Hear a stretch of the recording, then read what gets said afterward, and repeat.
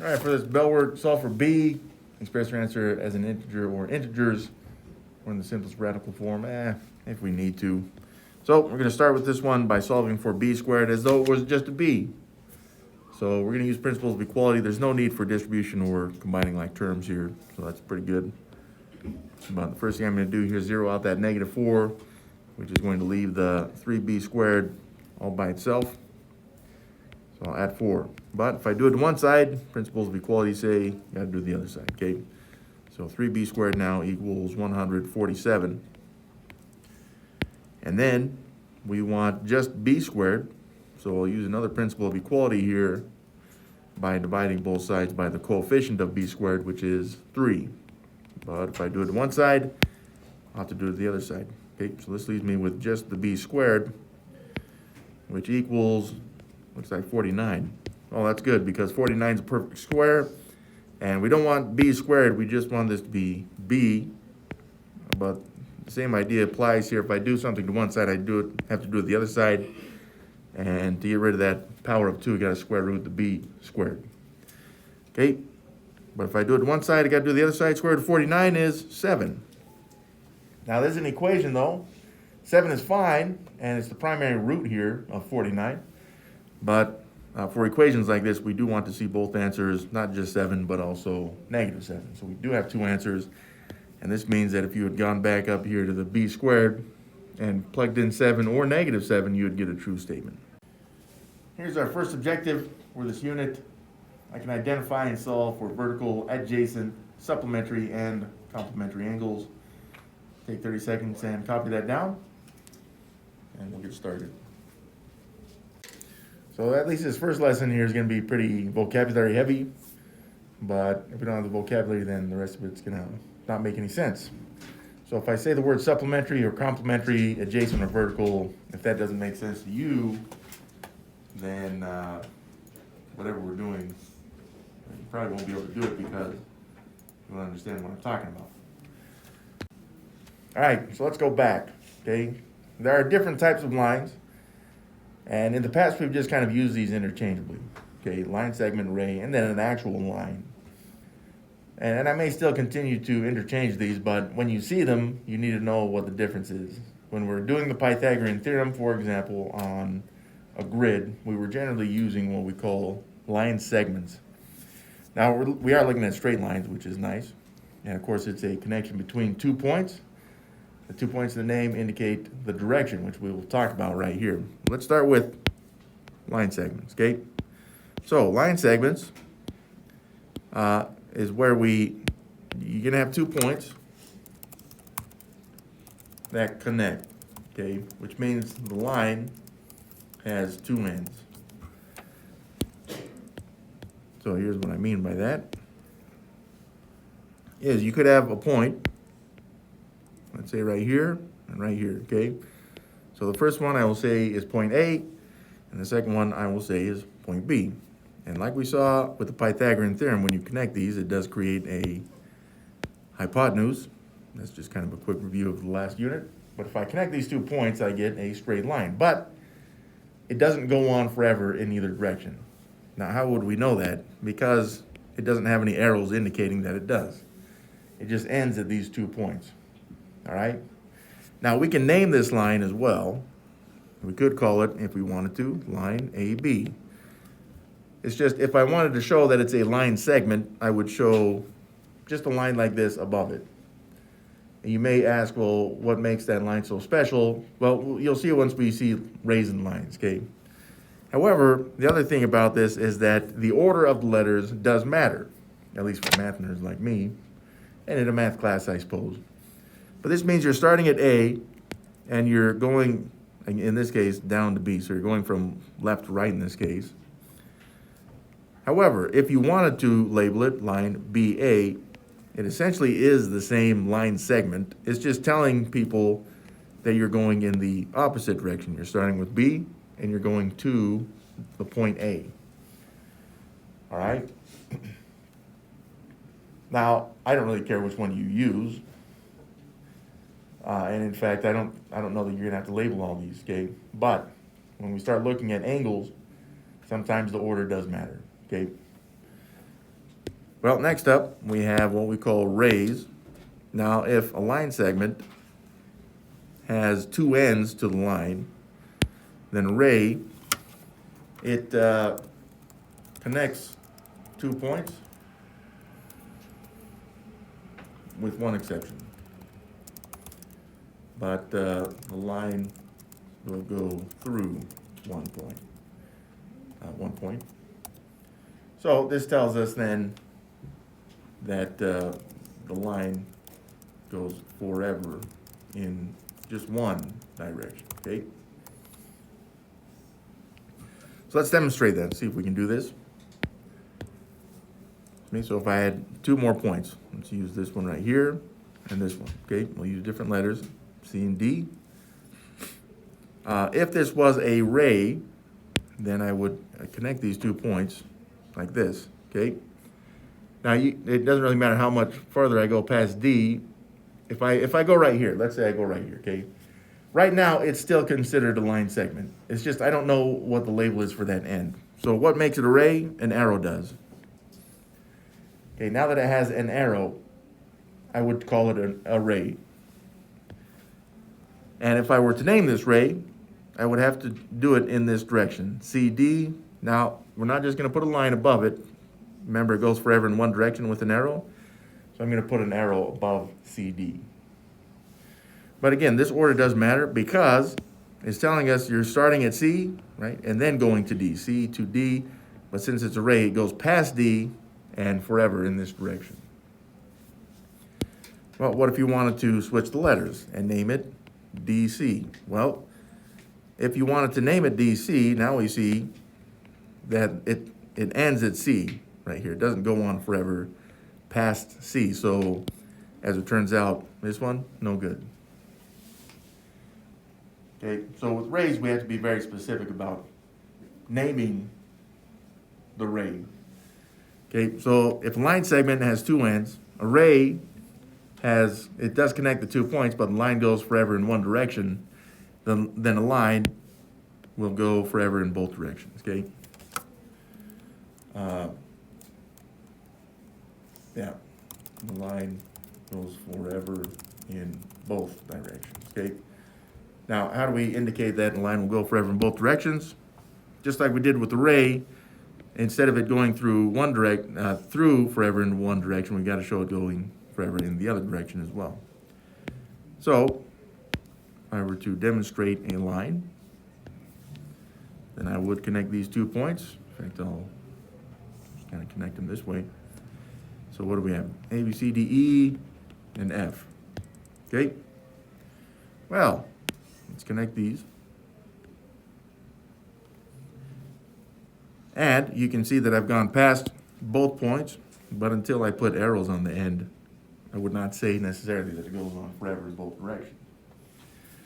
And yes, we can name this line on the 2 points, EF. It's just when we do this, we generally put arrows on both ends of the line above the 2 letters, which means that you could label this FE. Again, just with the line above it, put 2 arrows.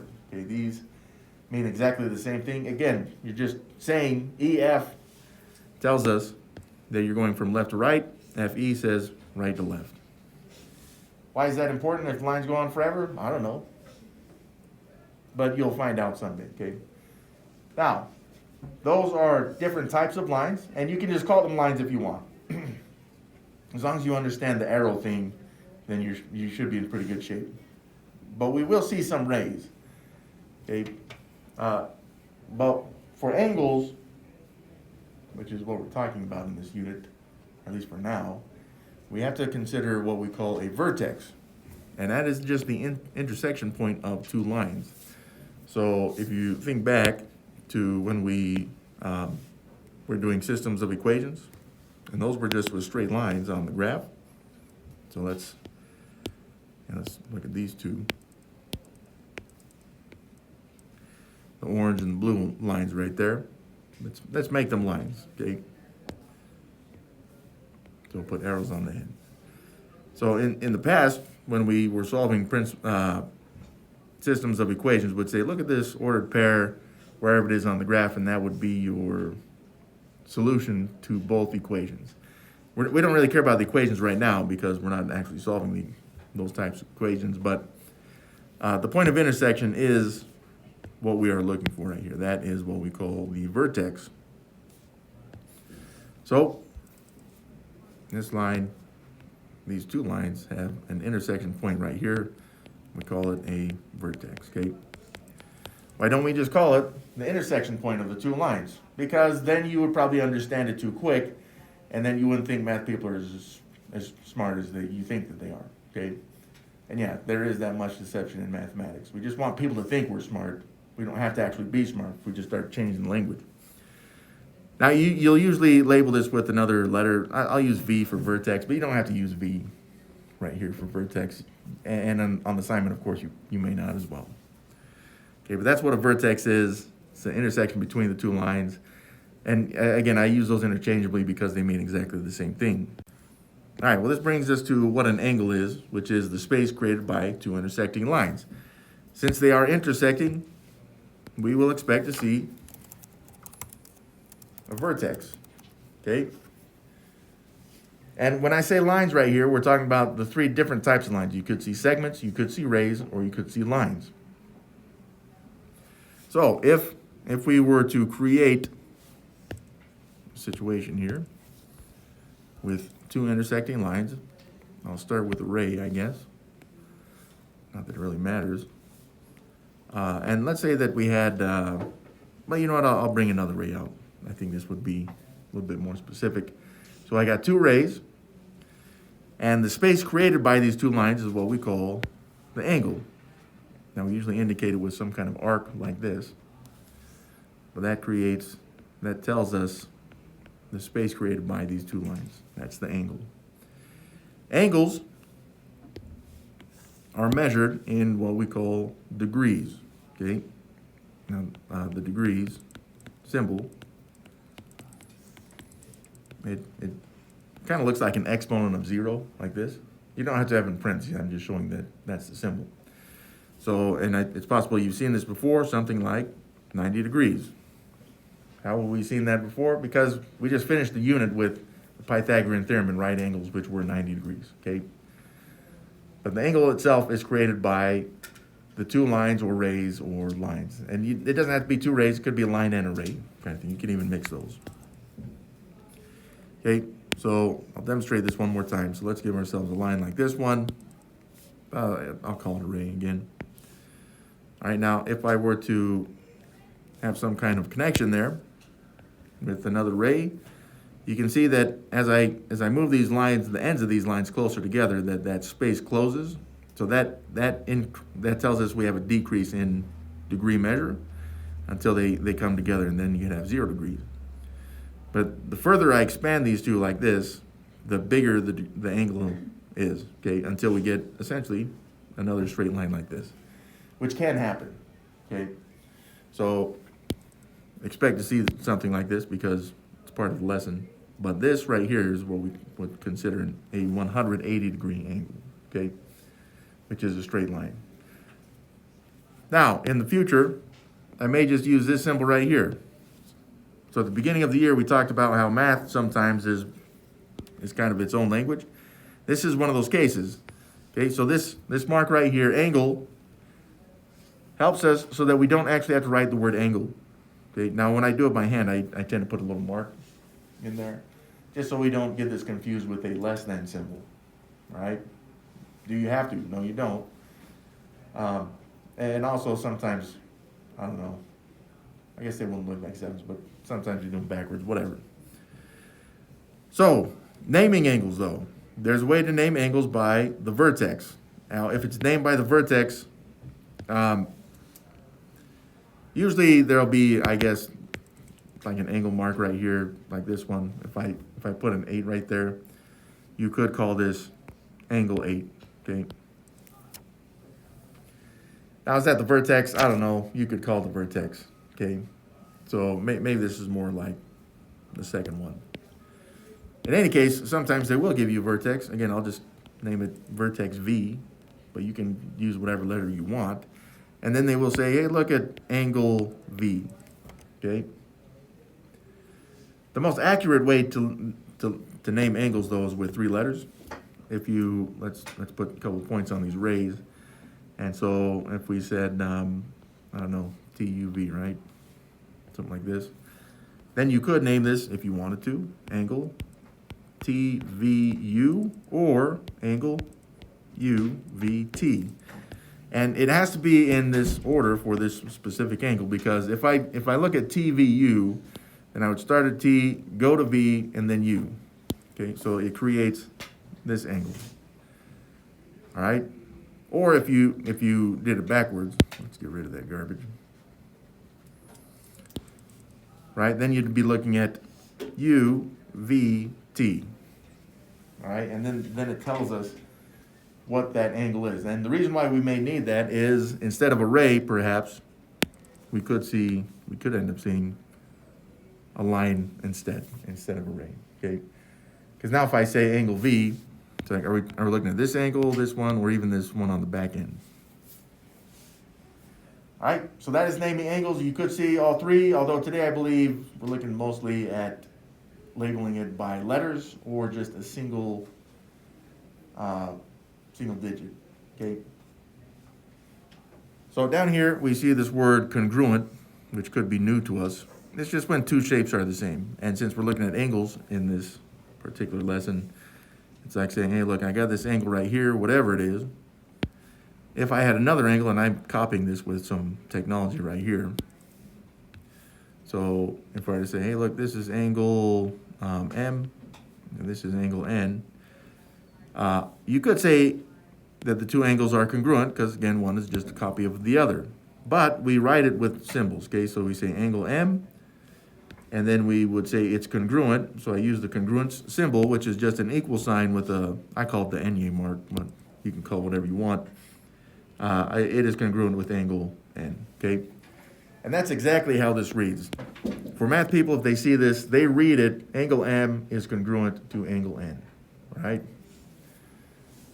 And that's a lot better than writing it out in words, because that was very short, okay? So it's kind of like shorthand math language, as fun as that is. So we have, and I think you guys went over this last year, but it's a quick review. Vertical angles are angles opposite to each other through the vertex.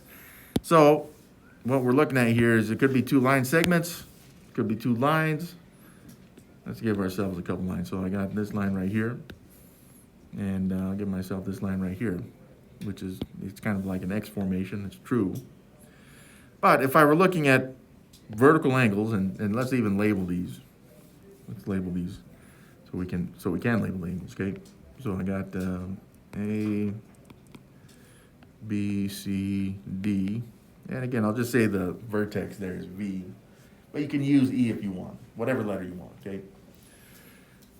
Well, V is the vertex. If I were looking at angles through the vertex, or opposite to each other through the vertex, I could look at this angle, which is angle AVD. If we looked at the one through the vertex, I'd go through the vertex. See, I'm looking at this one right here, which I've already marked. That is angle BVC. Okay, these are vertical angles.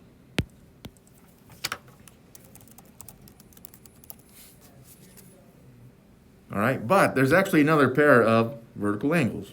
If you were to look at, I guess I'll start with this one at the top. That is angle AVB. And we see if we go through the vertex here, we end up this angle, with this which is angle DVC. And some of you may have switched the letters there, like BVA or CVD. Doesn't really matter, they are still vertical angles. And the interesting thing about vertical angles is that they are always congruent. Congruent. Which again means that they are the same. Okay? And so I'll put my congruent symbol between these, just to clarify that. Angle AVB is congruent to angle DVC, and also angle AVD is congruent to angle BVC. So this means, and this will be important later, so I'll look at angle AVD, okay? if we said that this one right here is 82 degrees, okay, angle AVD there, then angle BVC also would have to be 82 degrees. Or what they'll do is they'll say, if angle AVD is 82 degrees, they'll say solve for X or solve for this missing angle, okay? Now, adjacent angles are angles that share vertex and one, it should say ray right there. I believe that's more accurate. We can cross that out and replace it, but angles that share vertex and one ray.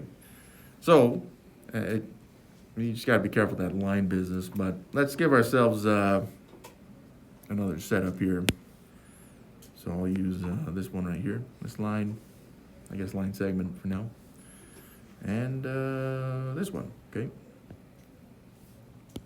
Yeah, and they're line segments because they do have ends. You can make them rays or lines anyways. Whatever the case here, let's give ourselves a nice vertex. And what I'm looking at is this angle right here, okay? So, well, you know, let's give ourselves some points after all. So we'll say A, B, C, there we go. So this right here, angle AVB, and if we considered this angle right here, which is angle BVC, these two are adjacent to each other, okay? Now you may say, well, where's the ray on this one? You could consider this the ray right here. They share this part of that line segment, which we can call a ray, and this vertex, okay? Really, all this means, when we say that they're adjacent, they are next to each other. Okay? And what do I mean by next to each other? They have to be next to each other through a line, like AVB and BVC, like this, which means that BVC would be adjacent to this angle as well, or angle AVB would be adjacent to this angle, okay? They just have to be next to each other. Or up here, we could use this diagram. AVD is adjacent to angle AVB, or DVC. Okay? It's actually adjacent to two angles there. Okay, adjacentness is important because for the most part, what we're going to see today is that adjacent angles are going to create straight lines. For the most part.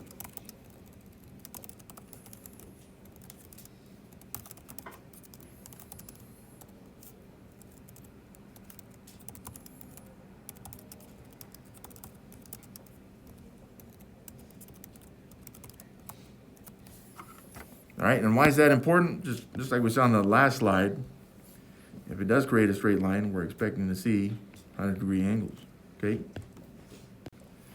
So this brings us to what we have as complementary angles and supplementary angles. And all this vocabulary was part of the objective. Did you go over this in 7th grade? Yes. So pretty much the whole day, the whole lesson today is, and the assignment is review from what you've learned from last year, or forgotten, I suppose. So complementary angles, when two or more angles add up to 90-degree angles, exactly 90 degrees, which is what we call a right angle, okay? So if you were to make a triangle out of that, then you'd have a right triangle. You could use the Pythagorean theorem, but I don't know anyone that really wants to do that. Now, it has to be two or more angles. So this means that if you're looking at an angle like this, right here, one angle by itself, if we were to give ourselves a 90-degree angle mark, which is just a box like this, as we've seen with the Pythagorean theorem, this is not a complementary angles because it's not angles. It's one angle right here, okay? If I were to give myself a ray coming out of that vertex, though, then we would have two angles. This one and this one. And those two, just what we saw on the last slide, those two are adjacent to each other, right, because they share this ray and the vertex. But this creates another special angle relationship as complementary because we see that they were created from this 90-degree angle. Now, they don't always have to be next to each other like this. You could have an angle like this one, and then an angle like this one. If you were to combine them, you'd get 90 degrees, and then they're considered complementary. For the most part today also, we should only be looking at two angles, not more. But just understand in the future, they could start splitting this up even more. They could say, hey, look at this ray right here. Now you got 3 angles that are still complementary, okay? But for the most part today, we're just looking at 2. That is complementary. Supplementary angles is when 2 or more angles add up to 180 degrees. Remember that 180 degrees is a straight line. So if I have a straight line like this one, well, you'll have to forgive my not straight lines, but I did try. So if I have a vertex, let's say right here, and a ray coming out of that, and again, we're pretending like my lines are straight and pretty, but I now have this angle in green and this angle here in blue, okay? What we have here is angle green and angle blue. Well, what happens is that if you add these together, you end up with 180 degrees. How do we know it's 180 degrees? Because they together create this straight red line right here, okay? Now what they'll do is they'll say, if angle green is 110 degrees, solve for angle blue, okay? And then you solve this equation with principles of equality, or just your regular methods for solving equations. They're going to do exactly the same thing with complementary angles as well. Okay, so I'll get rid of this stuff, that second orange one. But what they'll say is they'll say, look, angle orange, and then what I had is angle red. If you were to add these two together, you should get 90 degrees, okay? But again, if they say, well, the orange angle is 15 degrees, then you got to solve for the red one, okay? Sometimes, by the way, they're going to use expressions. So instead of it saying just the blue angle there, they'll say it's like 9x plus 14. And then they may say solve for x, which we'll see. But we should be pretty familiar with solving equations, hopefully by now, because if you can't, you're probably having a pretty rough time and maybe you're even asleep. And by the way, I remember supplementary because it starts with S, which great. A straight line also starts with S. I don't know. That's kind of what I'm looking at right there. S and S. That's how I differentiate between the two. Straight line gives us a supplementary relationship. Otherwise, it's complementary. However you do it is up to you, though. This brings us to these relationships, okay? So right here, I'm just kind of looking for what the relationships are, and I see adjacentness between this 62-degree angle here and then angle B, right? They're adjacent because they share this, I'm going to call it a ray. But the other thing I notice here is that they also form this straight line right here, okay? And again, pretend like I drew a nice straight line. All right? Now there's another relationship, but I'm just going to start with that. We'll get to angle C here in a second. In fact, I think some of you may have seen that first, but whatever.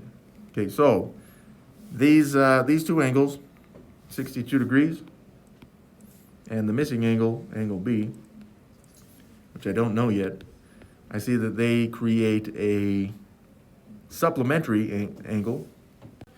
So I know it's a supplementary relationship because it's a straight line. Straight starts with S, supplementary starts with S, boom, okay? So that tells me that I'm looking at a 180-degree relationship, meaning if I add the 62-degree angle and angle B, I should get 180 degrees. So I'm going to solve for angle B there with principle of equality, okay? So how am I going to do that? Zero out the 62, okay? So I'm going to subtract 62 there. If I do it to one side, though, I must do it to the other side. This will give me angle B, which is what I want. And in the calculator, 180 minus 62 would be, looks like 118 degrees. Okay, which means that angle B there, 118 degrees.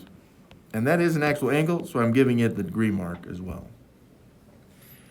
Now, before I overcomplicate C, I would want to look at some kind of relationship with it with any other angle. Now, angle B and C are also supplementary because they create this straight line. But actually, I'm going to go back further, and I see that angle C is through the vertex. There's my vertex. It's through the vertex with the 62-degree angle, which means that the 62-degree angle and what I have covered now is angle C, they're congruent. And congruence tells us that they are the same. All right? Which means that I don't really need to go any further here. I don't have to do any calculations. I just know that angle C is 62 degrees. So if angle B is 118 degrees, angle C, 62 degrees. Okay. Now it's possible you may see a little M there in front of the angle symbol from time to time. That tells us it's the measure of angle B. So this would read, measure of angle B is 118 degrees. Okay, you just may see the M there. I don't know if you will, but you could. But it just stands for measure. All right, so missing angles on this one. Actually, the first one I see, and some of you may have noticed this straight line right here, which is supplementary between these two. But actually, I'm seeing the vertical relationship between these two, okay, because the 79 degrees and angle C there is through the vertex. So that tells us that angle C here is exactly the same as the 79-degree angle. They're congruent, 79 degrees, boom. No need for calculation right there. But then I would notice this straight line. And I'm using the red and angle B right there. I'll make it blue, I guess. Now, some of you may have seen this straight line with angle C and B. You're going to get the same exact answer. B has to be the same both ways, which is kind of one of those things about the vertical angles, okay? We don't really care about that right now. So I'm using 79 degrees. And I got angle B. Well, they're adjacent, but more importantly, they create a straight line, which means if you add them together, you should get 180 degrees, all right? And this is nice because it's just a pretty simple equation that we need to solve. So let's go and solve it. So principle of equality to get rid of that 79. To do that, well, I'll have to subtract 79. But if I do it to one side, I got to do the other side. Okay, so angle B here equals 180 minus 79. I get 101. 101 degrees. Boom. Angle B, angle C, done. I think some of you guys are like, hey, that's pretty fun, Mr. Sal, but also not so fun. Well, we did it twice, so it was double the fun. Now on this one, as I kind of showed on that last example, if we can find any vertical relationships, it's great because we just know that vertical angles are congruent. They're the same. And right now I'm seeing this 83 degrees and angle E. They are through the vertex with each other, which tells us that they are vertical.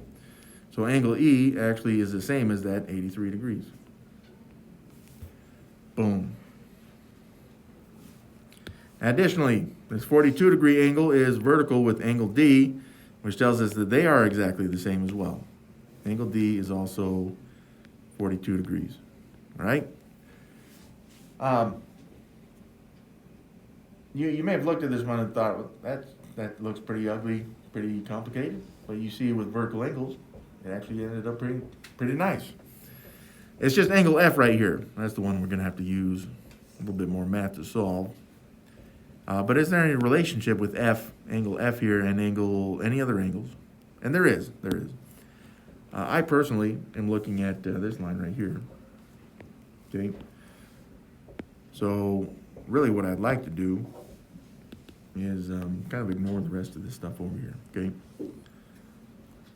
Why am I doing this? It's because I want you to see that this creates a straight line, which means that we are looking at a supplementary relationship between the three angles.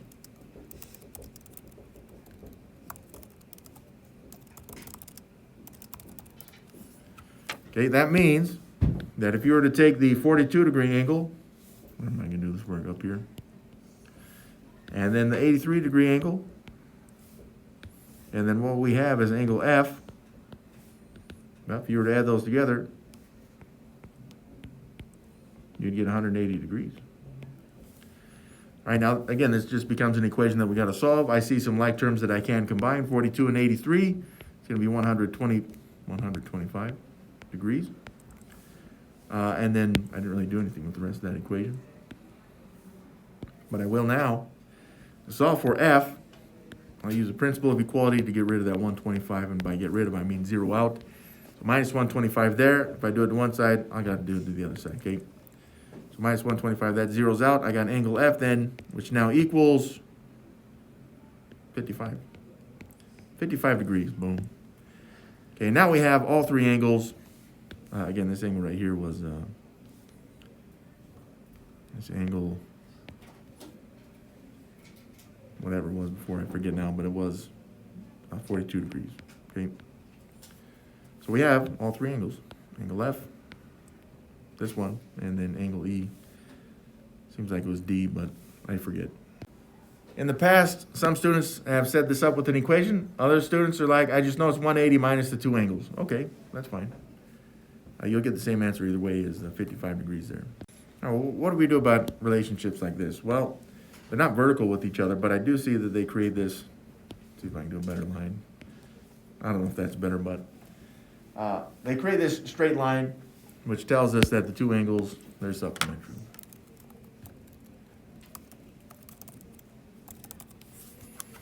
Okay, which means the two angles, I'll start with this, I'll make it purple, the 8x plus 5, all right?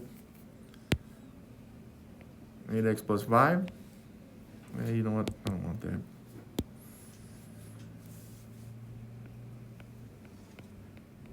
This angle, if I were to combine it with this angle in green, 5x plus 6. Well, if you were to add these together, they're supplementary, so they should add up to 180 degrees. Well, this is just the equation that I got to solve. I'm just solving for x. And once I have x, I could actually find the measure of each angle, but it's not asking for that. It just wants the value of x. No problem. Principles of equality, right? Well, actually, before I get into principles of equality, I would look to combine like terms or distribute. No distribution, but yeah, there's combining like terms here. 8x's and 5x's would be 13x's, and then positive 5 and positive 6, positive 11. Well, once again, this is going to have to equal 180. All right, now I'm going to use principles of equality, and they're so fun. So zero out that 11, minus 11 there, still equal, but I can drop my 13x now. We zeroed out the plus 11, which is what we wanted. 180 minus 11, though, appears to be 169. Okay, the last thing I need to do is divide both sides by the coefficient of x, 13, which would give me just x, right? So I'm just going to do this with my calculator. 169 divided by 13 equals 13. Boom, we did it. Solved for x, and we pretended to enjoy it. Or not, but here we go. On this one, we're just solving for r, and again, once you had r, you could actually solve for this angle, but in actuality, there's no need because this 135 degree angle and the 6r minus 3, they're vertical with each other. They go through the vertex, okay? So these are vertical angles, which tells us that they are congruent, which means they're just the same, all right? How does that help us? Well, it helps us because I can take the first angle I got, I'm going to use 6r minus 3, and then the other angle, which was 135.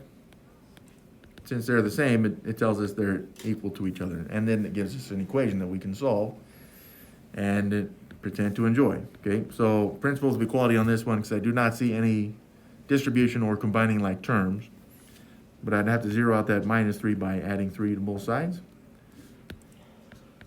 Okay, so I can drop my 6r then, as planned.